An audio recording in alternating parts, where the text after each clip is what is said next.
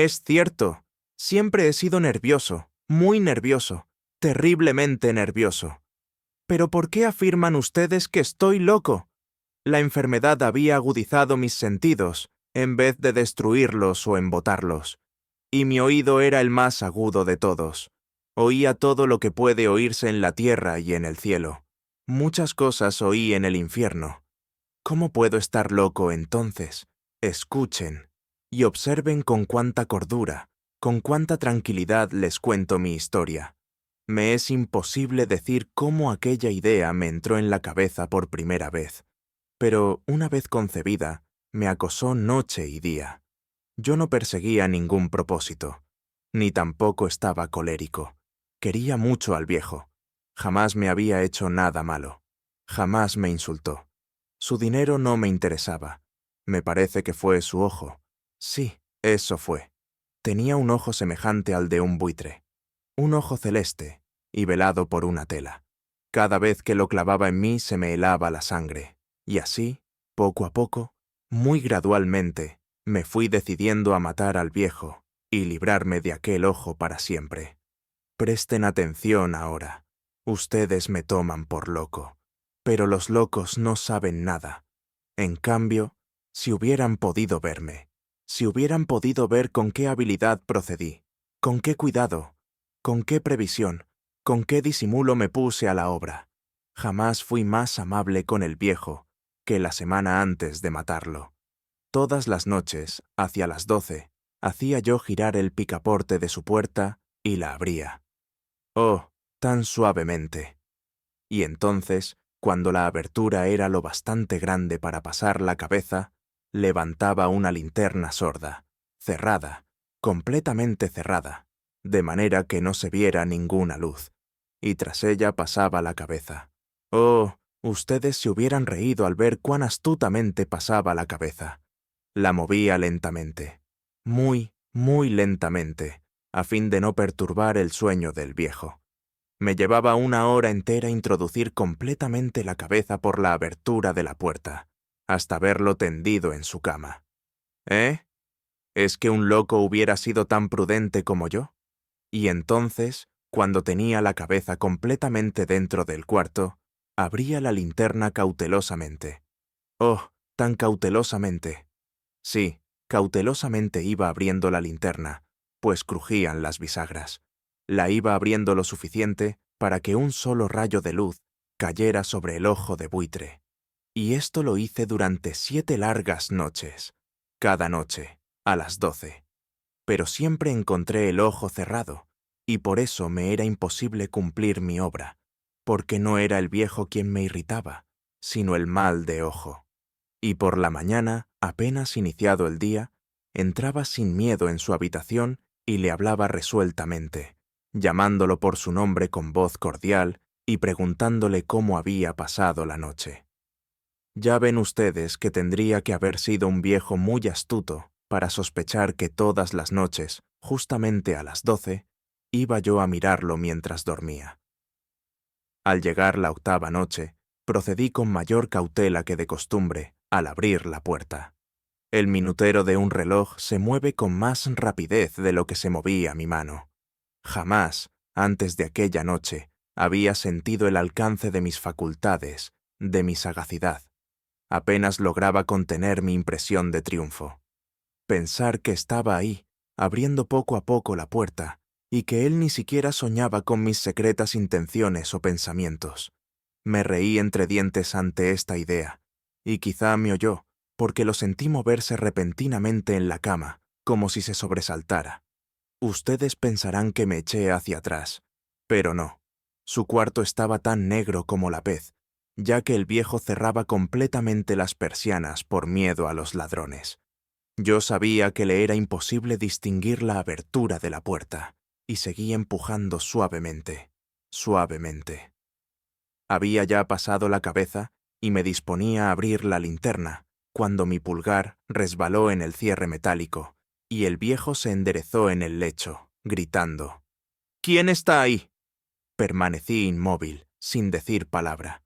Durante una hora entera no moví un solo músculo, y en todo ese tiempo no oí que volviera a tenderse en la cama. Seguía sentado, escuchando, tal como yo lo había hecho, noche tras noche, mientras escuchaba en la pared los taladros cuyo sonido anuncia la muerte. Oí de pronto un leve quejido, y supe que era el quejido que nace del terror. No expresaba dolor o pena. Oh, no. Era el ahogado sonido que brota del fondo del alma cuando el espanto la sobrecoge. Bien conocía yo ese sonido. Muchas noches, justamente a las 12, cuando el mundo entero dormía, surgió de mi pecho, ahondando con su espantoso eco los terrores que me enloquecían. Repito que lo conocía bien. Comprendí lo que estaba sintiendo el viejo, y le tuve lástima, aunque me reía en el fondo de mi corazón. Comprendí que había estado despierto desde el primer leve ruido, cuando se movió en la cama. Había tratado de decirse que aquel ruido no era nada, pero sin conseguirlo. Pensaba, no es más que el viento en la chimenea, o un grillo que chirrió una sola vez. Sí, había tratado de darse ánimo con esas suposiciones, pero todo era en vano. Todo era en vano, porque la muerte se había aproximado a él, deslizándose furtiva, y envolvía a su víctima. Y la fúnebre influencia de aquella sombra imperceptible era la que lo movía a sentir, aunque no podía verla ni oírla, a sentir la presencia de mi cabeza dentro de la habitación. Después de haber esperado largo tiempo, con toda paciencia, sin oír que volviera a acostarse, resolví abrir una pequeñísima ranura en la linterna. Así lo hice. No pueden imaginarse ustedes con qué cuidado, con qué inmenso cuidado, hasta que un fino rayo de luz, semejante al hilo de la araña, brotó de la ranura y cayó de lleno sobre el ojo de buitre. Estaba abierto, abierto de par en par, y yo empecé a enfurecerme mientras lo miraba. Lo vi con toda claridad, de un azul apagado, y con aquella horrible tela que me helaba hasta el tuétano. Pero no podía ver nada de la cara o del cuerpo del viejo, pues, como movido por un instinto, había orientado el haz de luz exactamente hacia el punto maldito. ¿No les he dicho ya que lo que toman erradamente por locura es sólo una excesiva agudeza de los sentidos? En aquel momento llegó a mis oídos un resonar apagado y presuroso, como el que podría hacer un reloj envuelto en algodón. Aquel sonido también me era familiar. Era el latir del corazón del viejo. Aumentó aún más mi furia, tal como el redoblar de un tambor estimula el coraje de un soldado. Pero, incluso entonces, me contuve y seguí callado. Apenas si respiraba. Sostenía la linterna de modo que no se moviera, tratando de mantener con toda la firmeza posible el haz de luz sobre el ojo. Entretanto, el infernal latir del corazón iba en aumento. Se hacía cada vez más rápido, cada vez más fuerte, momento a momento. El espanto del viejo tenía que ser terrible. Cada vez más fuerte, más fuerte. ¿Me siguen ustedes con atención? Les he dicho que soy nervioso. Sí, lo soy. Y ahora, a medianoche, en el terrible silencio de aquella antigua casa, un resonar tan extraño como aquel me llenó de un horror incontrolable. Sin embargo, me contuve todavía algunos minutos y permanecí inmóvil. Pero el latido crecía cada vez más fuerte, más fuerte. Me pareció que aquel corazón iba a estallar, y una nueva ansiedad se apoderó de mí. Algún vecino podía escuchar aquel sonido. La hora del viejo había sonado. Lanzando un alarido, abrí del todo la linterna y me precipité en la habitación. El viejo clamó una vez, nada más que una vez. Me bastó un segundo para arrojarlo al suelo y echarle encima el pesado colchón. Sonreí alegremente al ver lo fácil que me había resultado todo. Pero, durante varios minutos, el corazón siguió latiendo con un sonido ahogado. Claro que no me preocupaba, pues nadie podría escucharlo a través de las paredes. Cesó, por fin, de latir. El viejo había muerto. Levanté el colchón y examiné el cadáver. Sí, estaba muerto, completamente muerto. Apoyé la mano sobre el corazón y la mantuve así largo tiempo. No se sentía el menor latido. El viejo estaba bien muerto. Su ojo no volvería a molestarme. Si ustedes continúan tomándome por loco, dejarán de hacerlo cuando les describa las astutas precauciones que adopté para esconder el cadáver. La noche avanzaba, mientras yo cumplía mi trabajo con rapidez, pero en silencio. Ante todo descuarticé el cadáver. Le corté la cabeza, brazos y piernas. Levanté luego 3 planchas del piso de la habitación y escondí los restos en el hueco. Volví a colocar los tablones con tanta habilidad que ningún ojo humano, ni siquiera el suyo, hubiera podido advertir la menor diferencia. No había nada que lavar, ninguna mancha, ningún rastro de sangre. Yo era demasiado precavido para eso. Una cuba había recogido todo. ¡Ja, ja! Cuando hube terminado mi tarea, eran las 4 de la madrugada, pero seguía tan oscuro como a medianoche. En momentos en que se oían las campanadas de la hora, golpearon a la puerta de la calle. Acudí a abrir con toda tranquilidad, pues ¿qué podía temer ahora? Hallé a 3 caballeros, que se presentaron muy civilmente como oficiales de policía. Durante la noche, un vecino había escuchado un alarido, por lo cual se sospechaba la posibilidad de algún atentado. Al recibir este informe en el puesto de policía, habían comisionado a los 3 agentes para que registraran el lugar. Sonreí, pues, ¿qué tenía que temer? Di la bienvenida a los oficiales y les expliqué que yo había lanzado aquel grito durante una pesadilla. Les hice saber que el viejo se había ausentado a la campaña.